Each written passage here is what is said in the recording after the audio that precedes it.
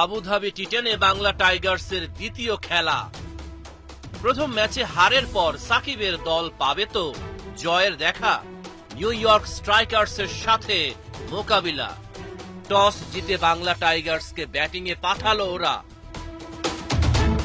মাত্র 8 বলেই শেষ উদ্বোধনী জুটি।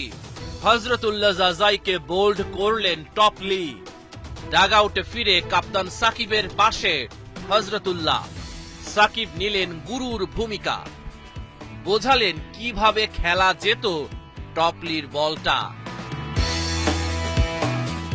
এক বল পর আবারও টপলির আঘাত, এবার আউট মোহাম্মদ শেহজাদ। বাংলা টাইগার্সের তুরুপের তাস দাসুন সানাকা।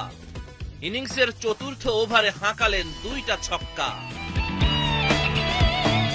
তবে ইফতিখার আহমেদ ও লিয়াম লিভিংস্টোন টিকে থাকতে পারেননি। উইকেটে কাপ্তান সাকিব আল হাসান। কলকাতা নাইট রাইডার্সের সাবেক টিমমেট নারাইনের প্রথম বলটা ঠিকঠাক খেলতে পারেননি। তবে দ্বিতীয় বলটাকে রিভার্স সুইপে সীমানা ছাড়া করতে সাকিব ভুল করেননি। দলের রান বাড়ানোর দায়িত্ব নিলেন সাকিব। পাথিরানার প্রথম বলেই হাঁকালেন বিশাল ছক্কা। কপাল জোরে বেঁচে গেলেন ক্যামেরাম্যান। সাকিবের শটে ছিল এমনই জোর। তবে এদিন বাংলা টাইগার্সকে পথ দেখাতে পারেননি দাসুন সানাকা। 22 রান করেই লঙ্কান তারকার ফেরা। সাকিব আল হাসান শেষ ওভারেও পাথিরানাকে করতে চাইলেন সীমানা ছাড়া। তবে বলে ব্যাটে সংযোগ মনের মতো হল না।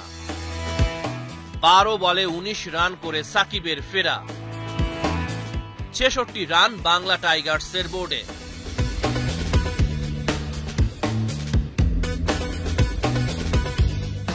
নিউ ইয়র্ক স্ট্রাইকার্সের সামনে সহজ লক্ষ্য। সেই কাজটাকে আরো সহজ করে দিলেন জশ লিটল। ওয়াইড আর নো বলের মালা গেঁথেছেন। কারণ জানতে এগিয়ে এলেন সাকিব আল হাসান। 4টা ওয়াইড আর 2টা নো বল প্রথম ওভারে।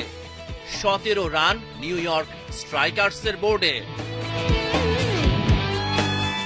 দ্বিতীয় ওভারের প্রথম বলে ইমরান খান পেতে পারতেন উইকেটের দেখা, কিন্তু নো বল চেক করে আম্পায়ার দেখলেন ইমরানের পা অনেকটাই বাইরে।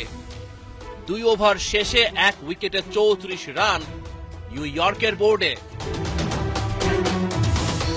আক্রমণে এসেই উইকেট শিকার করলেন সাকিব আল হাসান।